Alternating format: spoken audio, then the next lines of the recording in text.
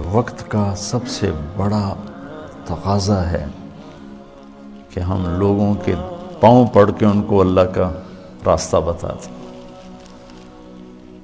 لاہور میں ایک لڑکی، بدنام زمانہ ہے وہ، میں نے ایسے اسے سلام دعا کر کر کر کر ماشاءاللہ 5 وقت نمازی بن گئی. تو وہ ایک جگہ شوٹنگ ہو رہی تھی،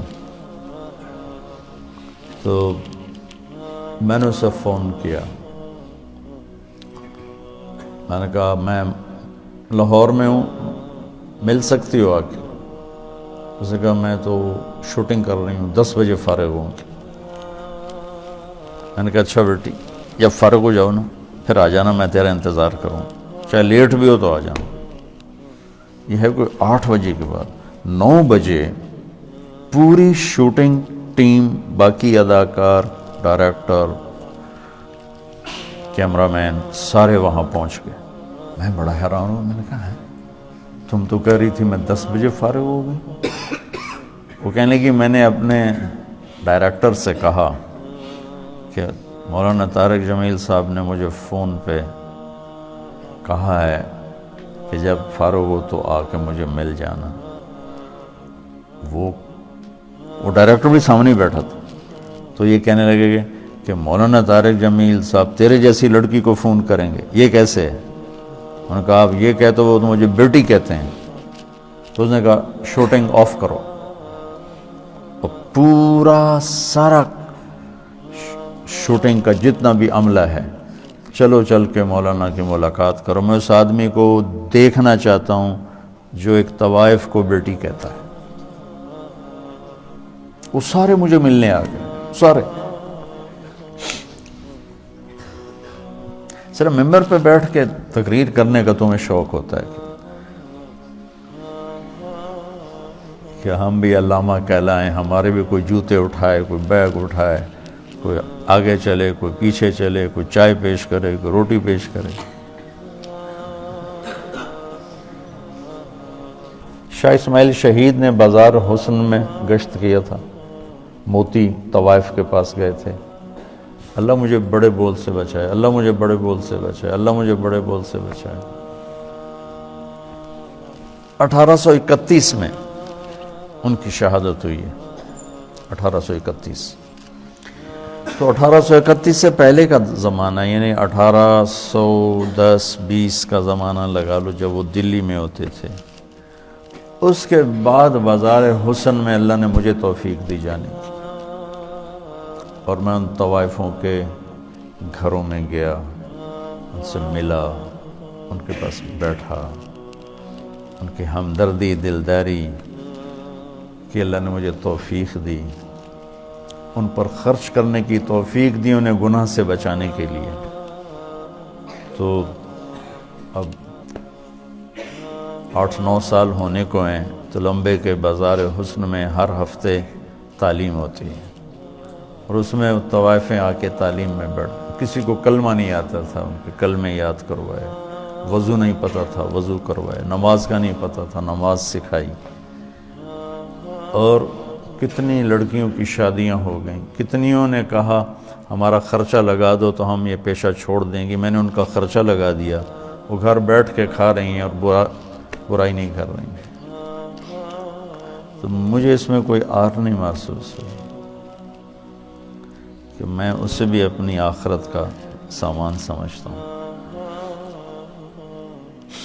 اور میں نے ان کی نائکوں سے کہا ہوا ہے کہ جو اپنی بیٹی کی شادی کرے گی میں سارا خرچہ دوں گا. اور جتنا مظلوم یہ طبقہ میں نے جا کے دیکھا ہے، بہت مظلوم طبقہ ہے، بہت مظلوم طبقہ. مرد کی ہوس پوری ہوتی ہے اور لڑکی کے ماتھے پہ طوائف کا داغ لگ جاتا ہے. اور وہ اسی طرح سیٹھ صاحب بھی ہوتا ہے، چودھری صاحب بھی ہوتا ہے، میاں صاحب بھی ہوتا ہے، سردار صاحب بھی ہوتا ہے، مہر صاحب بھی ہوتا ہے. وہ اسی طرح ہوتا ہے. اس کا کالر سفید رہتا ہے، لڑکی کے ماتھے پہ طوائف کا داغ لگ جاتا ہے. پھر 7 سمندر کا پانی بھی اسے دھو نہیں سکتا. اور یہ داغ لگانے والے سارے عیاش لوگ جن کی عیاشی پر تو پردہ پڑ گیا اور اس کے ماتھے پہ کالا داغ لگ گیا.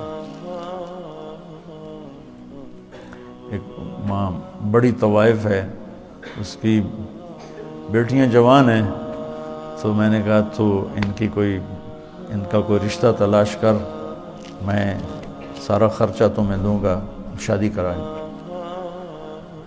اور کہنے لگی مولانا صاحب طوائف کے کوٹھے پہ کون رشتہ مانگنے آتا ہے.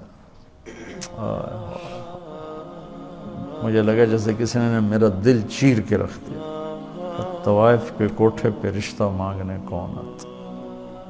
یہاں تو عزت سے کھیلنے آتے ہیں، رشتہ لینے کوئی نہیں آتا.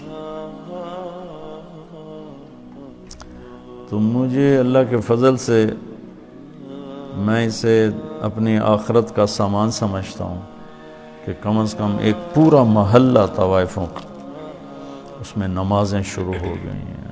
کئیوں کو میں نے عمرے کروائے، ان کو عمرے پہ بھیجا.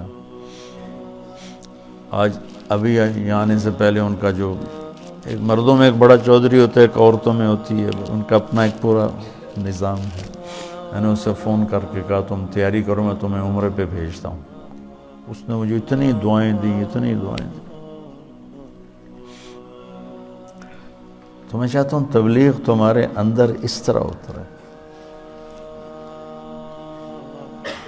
میری تمنا ہے کہ اللہ آپ کے اندر تبلیغ زندہ کر دے. پھر چاہے ممبر پہ بیٹھو، کرسی پہ بیٹھو، درسگاہ میں بیٹھو، دکان پہ بیٹھو، گھوڑے پہ بیٹھو، گاڑی پہ بیٹھو، ہوا میں اڑو، تبلیغ تمہارے اندر ہو. اللہ کا نبی تشریف فرماتے کہ طوائف کا گزر ہوا، یعنی میں پیچھے سے دلیل دے رہا ہوں. تو مدینے وہ کہنے لگے یہ کیسا نبی ہے جو اکیلے ہی روٹی کھاتا ہے، کسی کو بلاتا ہی نہیں. وہ تو آپ کو تکلیف دینا چاہتی تھی، تنگ کرنا چاہتی تھی. تو آپ فرماتے طوائف ہے، اس کو دھکے دے کے باہر نکالو. آپ نے فرمایا آ جاؤ، آ جا، بیٹھ جا. ساتھ بٹھا لیا.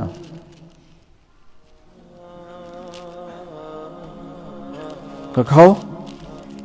اس کا مقصد کھانا نہیں تھا، اس کا مقصد آپ کو غصہ دلانا تھا، آپ کو تنگ کرنا تھا کہ یہ کچھ کہیں گے پھر میں کہوں گی ویکھ لیا توڑا نبی اے گلاں کردا ہے. کہنے لگی یہ نہیں کھاؤں گی، جو تیرے منہ میں لقمہ ہے، چبا رہے، وہ نکال کے مجھے کھلاؤ. تو آپ نے منہ سے اس کو اسی وقت نکال لیا. ہمارے پنجابی کی مثال ہے، کبا سمجھتے نا، کبڑا، کبے نو کہیں لت ماری، وہ سدھا ہو گیا. اس کہ بھائی تیری مہربانی. تو وہ کبے والی لت بن گئی. وہ تو آپ کو تنگ کر رہی تھی، اور اسے کیا خبر کہ نبی کے منہ کا لعاب جب اس کے منہ میں جائے گا تو کیا ہوگا. آپ نے اپنے ہاتھوں سے نوالا نکال کے اس کے منہ میں ڈالا، ساتھ ہی اس کا سینہ روشن ہو گیا. وہ کلمہ پڑھ گئی اور مدینے کی شریف ترین خواتین صحابیہ بن گئی. تو اب ہمارے ایک بزرگ تھے ڈاکٹر اسلم صاحب رحمۃ اللہ علیہ، رائمنڈ میں زندگی گزاری. جب میں رائمنڈ پڑھتا تھا اسی میں فوت ہوا. فوج میں تھے تو نظام الدین گئے. تو مولانا الیاس صاحب رحمۃ اللہ علیہ سے کہنے لگے میرے پاس آدھا گھنٹہ ہے، اب مجھے تبلیغ سمجھا دیں.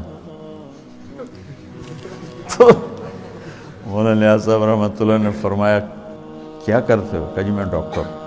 تو ایک سامنے بڈھا سا نا میں باتی بیٹھا تھا،